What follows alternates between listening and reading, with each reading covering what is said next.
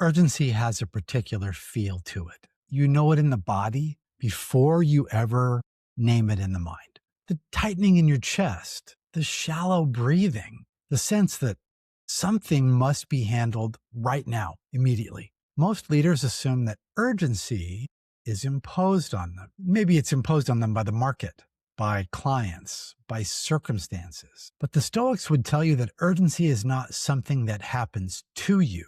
It's something that passes through your judgment. Now, that distinction matters because if urgency comes from events, then you're always reacting. But if urgency comes from judgment, then leadership still has a role to play. The Stoics had a precise word for the moment where leadership either holds or collapses. They called it assent. Assent is not action, and it's certainly not reaction. It's the decision about what you accept as true before either of those occur. Something happens. Maybe an email arrives late at night. A deal feels like it's slipping. A problem appears without warning. The point is that you don't see it coming. You're not sure what it is. It just hits, and an impression forms in your mind. And then, almost invisibly, quietly, you make a decision about whether that impression deserves your agreement, whether you agree with it. That is assent. Honestly, most leaders never ever notice this moment when it happens. They experience urgency as if it arrived fully formed, full on, but it didn't. Urgency entered through their judgment. This is where tension is born. Not because the situation is necessarily dangerous, but because the mind has already agreed to treat it like it is. Seneca warned us about this long before there were things like inboxes and notifications. He wrote, "The greatest loss of time is delay and expectation, which depend upon the future. We let go the present, which we have in our power. Urgency lives almost entirely in expectation.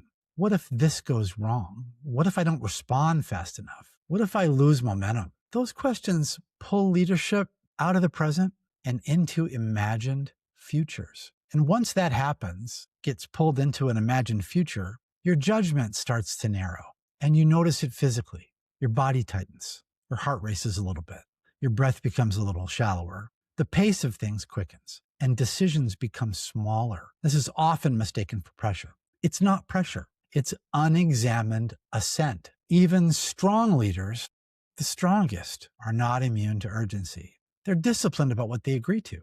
They don't deny the impression. They examine it. They slow the moment down between appearance, when it shows up, and acceptance, when they give it their assent. That pause is not hesitation. It's an intentional pause. It's stillness. It's authority. And when assent is disciplined, urgency loses its absolute quality, becomes information, not command. That's why two leaders can face the same exact situation and have an entirely different experience. One feels compressed, the other feels focused. The difference is not their intelligence. The difference is judgment. Urgency feels powerful because it claims the present by borrowing from the future. Seneca's warning is very precise here. The loss is not time itself, but the present moment that we surrender while anticipating what hasn't yet arrived. Leadership requires staying where your power actually is, in the present, in judgment, in the choice of what you allow to govern you.